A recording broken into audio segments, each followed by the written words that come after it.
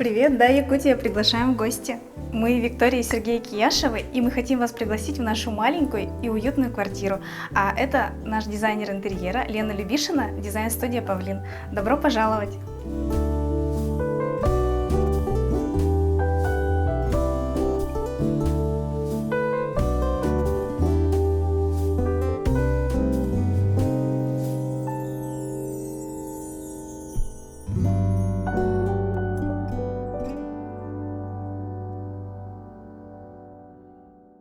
Всем привет!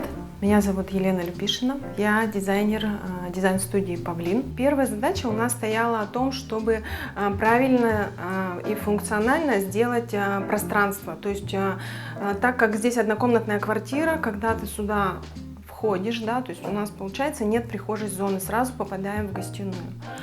Нам нужно было отделить зону прихожей от гостиной. Да? Мы сделали здесь декоративную перегородку. Получился скрытый шкаф. Мы там спрятали все коммуникации, роутер. Дальше у нас там щитовая находится. Получилась очень хорошая, компактная гардеробная. Дальше мы использовали такую декоративную перегородку в виде стеклоблоков. Потому что клиенты пожелали поставить перегородку облегченного варианта. Здесь изначально был вариант в алюминиевом профиле, такое стекло рифленое, да, но мы все равно остановились вот на этом варианте. В декоре этой стены мы использовали декоративные панели Орак, компании «Все панели». В зоне прихожей вот эти две стены, здесь использованы полиуретановые панели от компании Орак. Это бельгийское производство, материал полиуретан. Вот образцы я вам покажу. Да, это вот такой вспененный, очень легкий материал идет с четкой геометрией.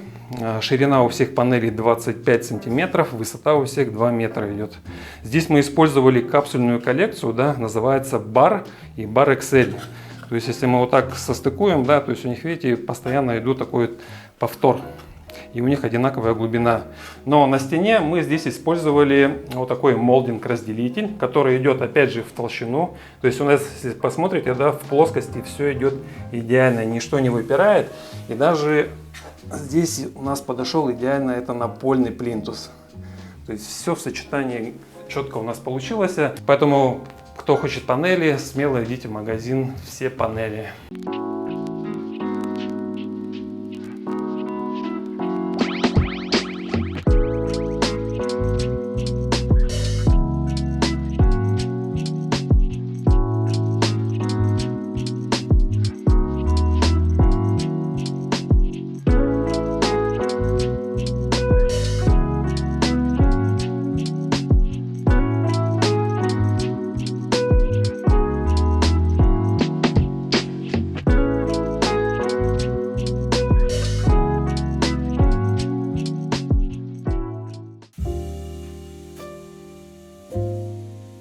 Дверь, у которой передняя панель была белого цвета. И мы использовали краску хорошего качества, в магазине Обойкин приобрели, заколеровали его в тот же цвет, что у нас идет стена, и покрасили вот эту панель спокойно. То есть сейчас она может мыться, то есть можно спокойно убирать, ничего с ней не будет. Потолок у нас выполнен из гипсокартона. Мы также по периметру использовали декоративные карнизы. Он у нас идет трехступенчатый. Я специально выбрала этот вариант. Он мне нравится тем, что у него небольшая высота и очень хороший шаг по потолку. Он очень массивно смотрится, в то же время не забирает пространство.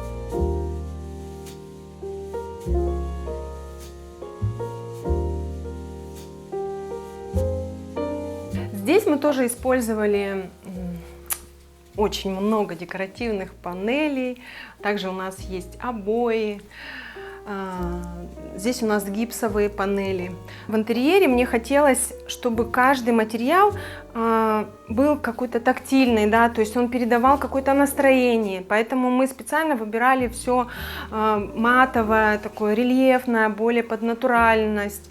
У нас все поверхности практически идут матовые, но в то же время они у нас контрастные, задают какое-то определенное настроение, да, и как бы каждый угол работает. Здесь мы использовали итальянские обои, сирпи, да, у них очень мелкая текстура в виде такой плетеной рогожки. Мне очень она понравилась, потому что я не хотела выделять все стены, чтобы они были все яркие. Обязательно часть какая-то должна быть более спокойна, чтобы интерьер не казался перегруженным, чтобы он был воздушным, чтобы вот это настроение, которое он передает, как бы ощущали, ну, жильцы этого дома. Когда к нам приходят гости, они вообще не могут понять, эта стена их очень сильно притягивает. Они ходят, гладят, трогают, да, и все время задаются вопросом, какой же здесь использован материал. А когда я говорю, что это стеновые панели из гипса, они даже вообще этому не могут поверить. Пока уже им тщательно это не расскажешь, да, как, из чего это сделано. То есть на сегодняшний день гипс это не только белое, твердое, да, и под покраску, то есть это и продукция, которая может имитировать какие-то интересные материалы. Это деревянные покрытия, это текстиль, это бетон, это кожа. Это коллекция Split называется. Здесь вот, как видите, да, есть такая гравировка, да, вот прорисованный геометрический орнамент. Вот здесь мы их можем крутить, разворачивать, да, и вот эти линии, они все равно будут сходиться, но при этом рисунок будет все равно другой, неповторимый. В этом вот фишка, да, что вот кто разрабатывал данную коллекцию, что ее можно вообще собрать, как ни крути, даже если монтажник ошибется, все равно рисунок при этом никак не испортится. А также в чем еще особенность данных панелей, во-первых, то, что они экологичные. Это то, что гипс, он сам по себе твердый, это не горючий материал, у него по сертификату идет КМ0, не выделяет никаких вредных веществ. Также мы использовали пол. Цвет это дуб Монако называется. Мне очень хотелось, вот смотрите, яркие акценты в интерьере обязательно требуют какого-то, ну то есть такой материал, который как бы соберет их в одну единую гамму. Вот полы как раз таки вообще в доме являются такой темой, что когда ты его объединяешь, он собирает твой интерьер в общую гамму, то есть можно и мебель подобрать, и какие-то детали, то есть все должно гармонично вписываться. Ткани компании Шелк, также она идет натуральной фактуры, то есть она подходит нам как раз таки под обои. И тюльму я тоже взяла не глянцевую, а именно матовую, с таким небольшим тиснением, ну как бы, чтобы уют прямо был во всем. И еще я бы хотела поблагодарить наших партнеров. Это компания Stockholm. Мы приобрели там вот такое прекрасное кресло. Вообще я бы очень хотела сказать про эту компанию. Там большой выбор для декора, интерьера, масса всякой посуды, очень много столов, стульев, очень много функциональной мебели, корзин. Поэтому как раз то, чего не хватает вот хозяйке в интерьере. Вот смотрите, здесь у нас ниша образовалась. Вот тут у нас стоит декоративная перегородка из гипсокартона, да, потому что стеклоблоки к мебели не устанавливаются. Их обязательно нужно зафиксировать, они должны как бы монолитно стоять, чтобы они держались, ну, мало ли что может случиться, да. И у нас появилось вот такое вот пятно, да. Так как у нас очень много рельефных поверхностей, я не стала делать гладкие фасады, они как бы офисные. Я предложила сделать барельеф, тоже матовый. Потом мы сделали дополнительную панельку, закрыли вот эту декоративную перегородку. И у нас как будто бы шкаф ушел как в декоративные панели. То есть здесь, а на самом деле здесь у нас получается гардеробная система. Вот у нас здесь достаточно места для хранения и как бы плательная зона. Даже что-то можно вот положить, и там крупногабаритная. Сейчас мы можем пройти дальше в зону кухни. Я вам расскажу, что у нас происходит там интересного. Пойдем.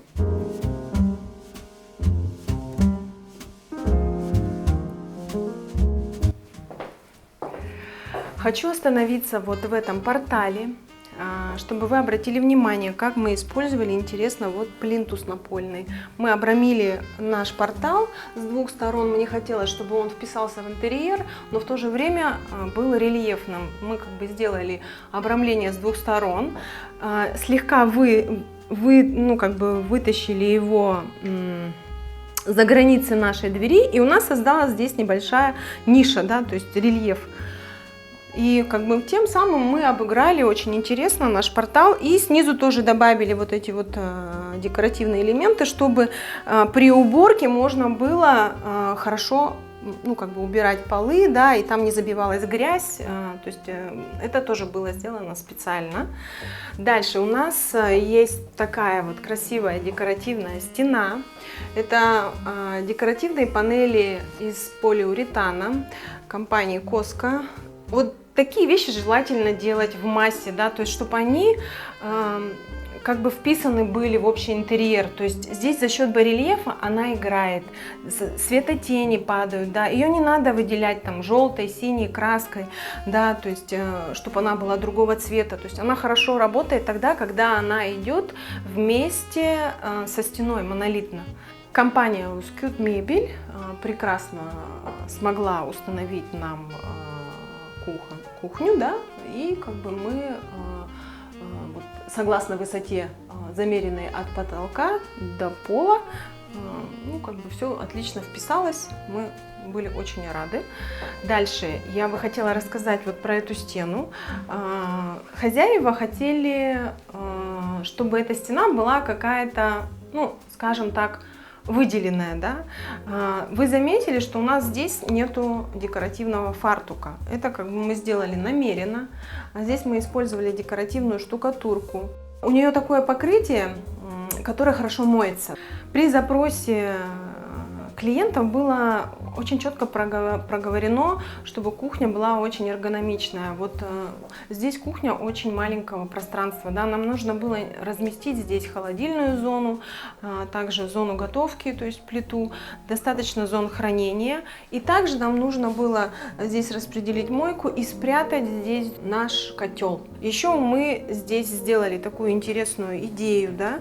Счетчик газовый был расположен в той стороне, мы не могли туда поставить холодильник, он нам мешал.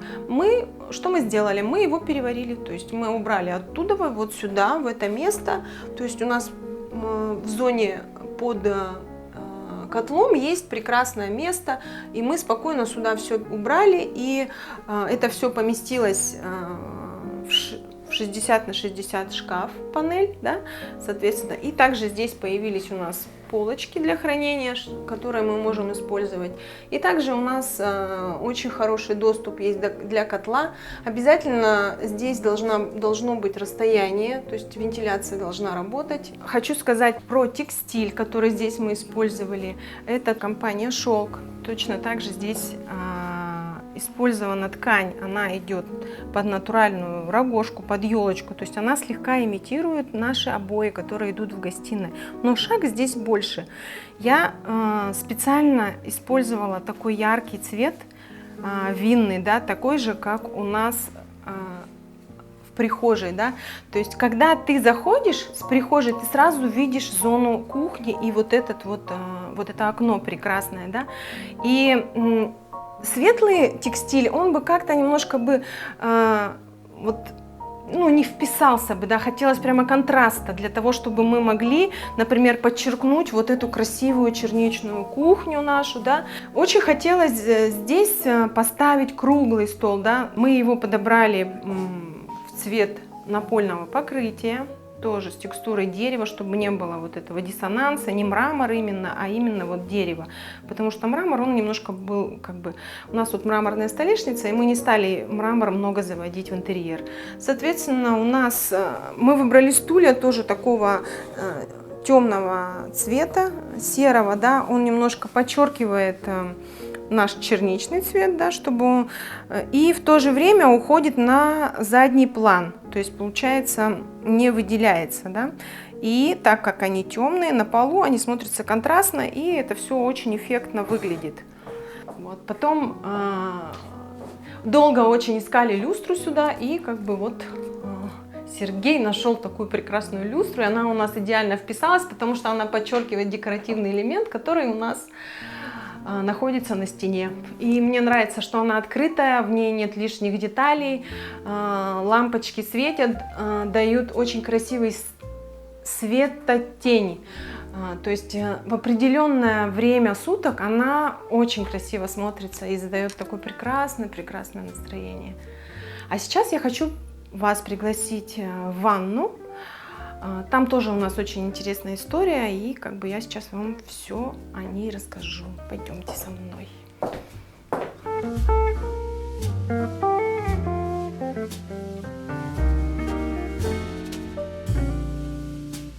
Вот сейчас мы попали в нашу ванну. Хочу остановиться на дверях. Двери мы использовали скрытого монтажа. У нас здесь находится всего 2 двери. Компания Estet. Также они нас укомплектовали нам и фурнитурой, то есть подобрали все под ключ. Соответственно, также здесь идут петли скрытого монтажа, что сейчас очень актуально, да. И почему еще мы использовали эту дверь? Мы очень хотели использовать в санузле декоративные обои. То есть это необычный такой ход, да, и нам надо было двери спрятать, то есть так как двери скрытого монтажа имеют свойство, как бы у них вот внутренняя поверхность, она может быть как и под оклейку обоев, так и под покраску. Также они могут быть внутри какими-то декоративными панелями, но нам нужна была под покраску и под обои, поэтому мы выбрали вот эту коллекцию. Она у нас стоит здесь и также вот в прихожей. Это компания Лаймина, очень красивая коллекция. К нему я подобрала вот такую красивую плитку в виде кабанчика. Это сейчас актуальная тема. Ее можно класть как вертикально, так и горизонтально. Также можно делать какой-то рисунок елочкой, создавать какое-то декоративное панно. То есть вообще вариаций по укладке ее масса. Спрятали инсталляцию в гипсокартонную конструкцию. Компания Uscute нам в этом прекрасно помогла. И как бы по цвету тоже все у нас хорошо получилось. Да? Так как квартира небольшая и каждый угол хочется, чтобы он работал. Да? И система хранения, она очень важна, особенно в санузле.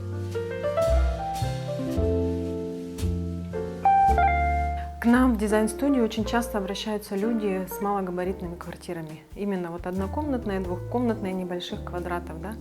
И что важно, да, при проектировании, то есть нужно прямо каждый сантиметр своего жилья, своей квартиры функционально проработать. И потом я еще рекомендую не бояться цветовой гаммы, не бояться каких-то ярких оттенков, не бояться создать себе настроение, чтобы вы были, ну, скажем так, здесь, как в своем личном миру, то есть создали для себя классную атмосферу, да, и наслаждались ей всю жизнь, которую вы проживете в этой прекрасной квартире.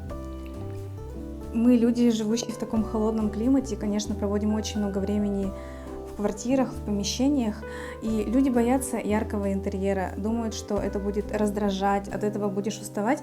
И на примере нашей квартиры мы хотели показать, что яркий интерьер — это классно, это актуально, это можно использовать, отходить от концепции только серых или только бежевых или белых однотонных стен, скучных однотипных интерьеров. Мы здесь чувствуем себя очень комфортно. Я всегда здесь отдыхаю. Мне нравится каждый кусочек этой квартиры, каждая стена, каждая деталь. Однокомнатная квартира — это не значит, что она будет однотипной, скучной, какой-то там минималистичной, да?